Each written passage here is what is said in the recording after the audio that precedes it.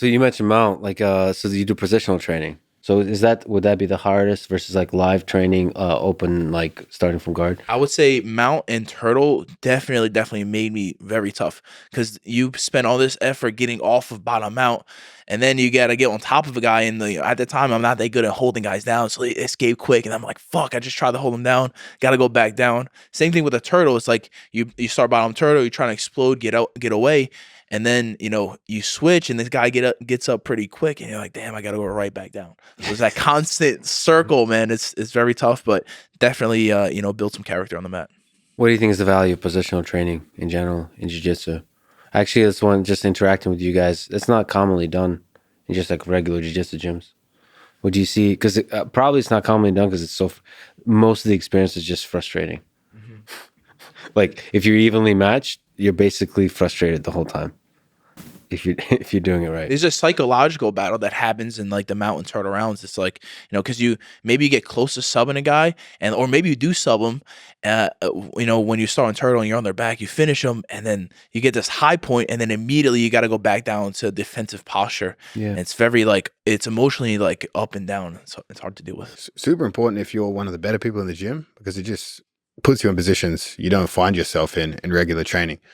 So I think like a lot of, if you're a big fish in a small pond and you don't do positional sparring, you're probably going to get exposed in competition. You might even look silly in those positions. So you really have to force yourself to do it, despite the fact that you're giving someone worse than you a position where they might catch you. So you have to sort of put the ego aside.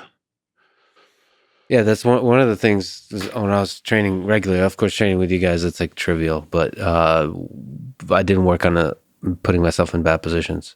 When you get better and you regret it, because the big negative thing consequence it has on competition is you don't take as many risks because you're kind of afraid for your back to get taken, all that kind of stuff. That was me before I went to DDS. I remember I showed up there in that old position. I was like, fuck this.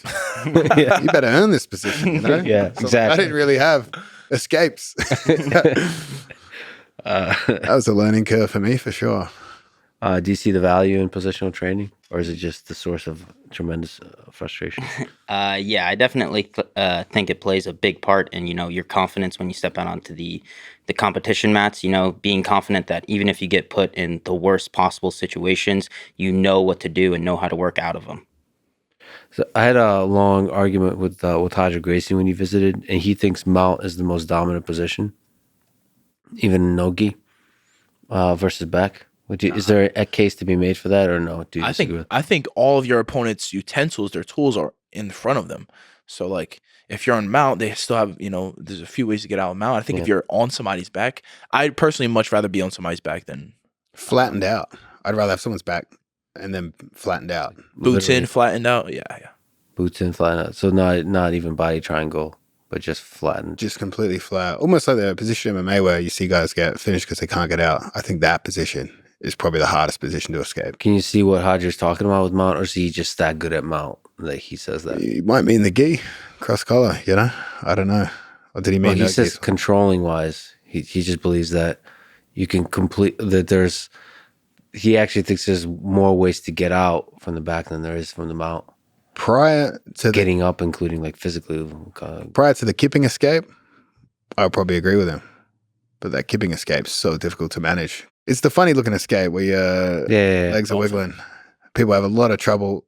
It's like super hard to learn how to do, but then once you learn how to do it, the effectiveness is just huge. Yeah, it's a weird one. When did that come to be a thing? Is that pretty recent? I mean, I saw DDS guys using it first, I think. Yeah. Who's the first guy to discover something like that? This seems like a ridiculous thing to discover. Yeah, like what if I just wiggle? I thought it was a joke at first. I was like, you guys really doing this? Yeah. All right. I remember somebody showing me like a technique where like if you just like walk your hand on a mat or something like that. Maybe an arm triangle or something. Yeah. Walk the arm. Yeah. On the arm high. And it's just like a funny discovery, like as opposed to like trying to shove it in, just like walk it. I like doing that to people, but with things that aren't true. You know what I mean? I'll just tell them this is a technique and watch them try to work out if I'm being serious or not. Yeah, that's what you do when you achieve guru status. They'll just listen to you like you're Steven Seagal. See what they'll believe.